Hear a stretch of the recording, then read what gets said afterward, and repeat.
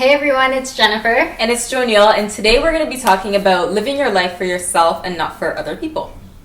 I find that when you're in your 20s, or maybe a little bit before that, there's going to be a point that you're going to have to disappoint your parents, and you're going to have to be faced with a decision to kind of like live your own life or decide to continue on living with your parents' expectations. You should keep in mind that this is coming from our parents who do have our best interests at heart. We definitely know that there are very complicated parent and children dynamics, and so there's probably plenty of other reasons that parents have these expectations that they don't want you to go against it, but this is just our experiences considering that our parents do love us and want what's best for us. Yeah.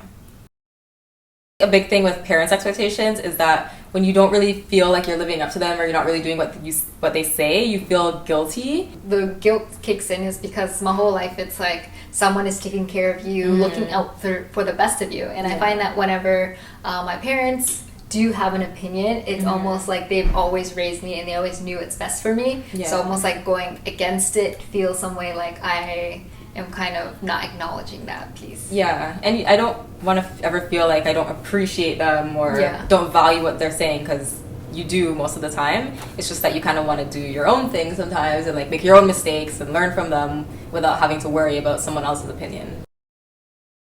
There's a point where you're still unsure if your decision is right. Yeah, and I think a lot of the times too, like let's say you make a decision that's like totally your choice and you didn't listen to your parents afterward and it goes wrong, then afterwards you're feeling more so like beating yourself up over, oh, I should have listened to them, versus like learning from your mistake. Like you're focusing too much on like someone else like being down on you or being disappointed versus actually learning from what you just did. I think it's also like another side too is if things don't work out because you follow your parents' advice, it's almost like you don't feel as accountable. Like you have someone to blame and get kind of angry at you, like, oh, it's because my parents told me this and that's why I didn't have it. So you could feel like resentful kind of too sometimes. Like you could feel kind of like you're restricted and like it wasn't your choice to make these certain decisions. Yeah.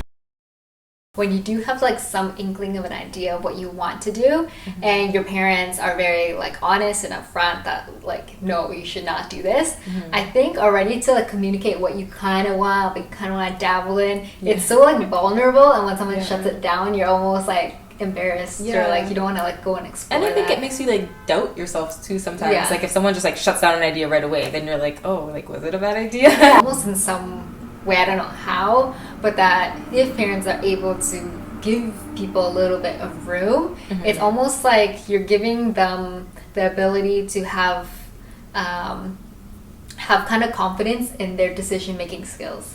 So I think when you get told what kind of decision to do, you almost like grow up being like relying on someone to tell you exactly what to do all the time, versus if I kind of went down a weird path and then I kind of tried to fix it, or in my gut I was like, okay, I think I went down the wrong path. It's like you learn kind of from those how to navigate through decisions.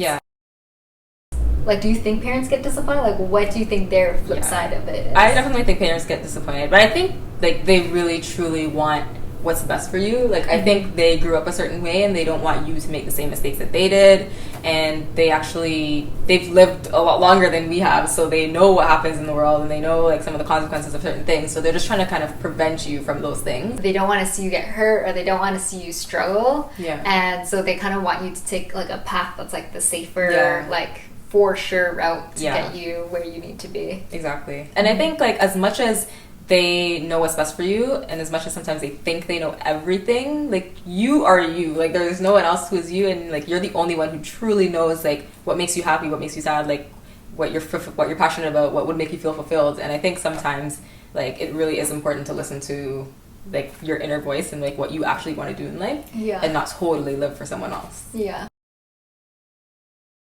When Jen and I were speaking about this, we found that there wasn't like one definitive answer. It's kind of twofold.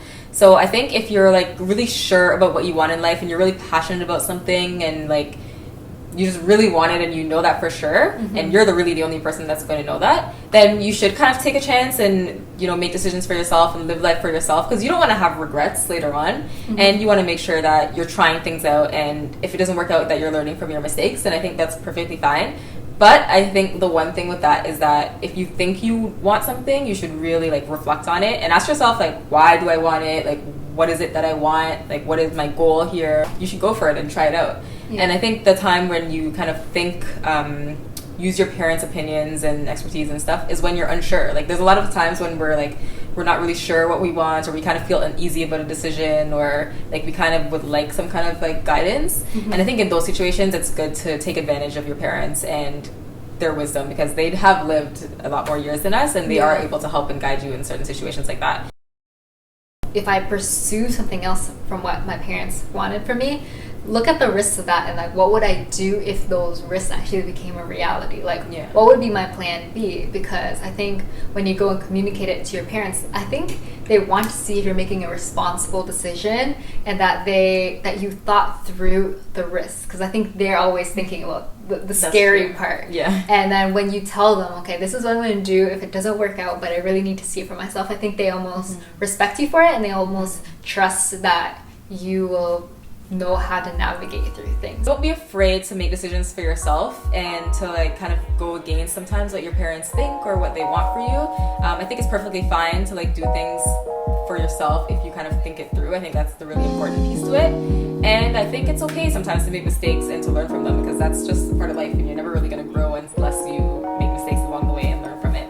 There's so much stuff going on in the world right now. Every time I go on Twitter, someone is saying, I can't go on social media without seeing something new in the news every day. And it's all over Facebook, all over Instagram, whether it's the Trump versus Hillary politics election, whether it's the LGBT stuff that's going on in that community, especially with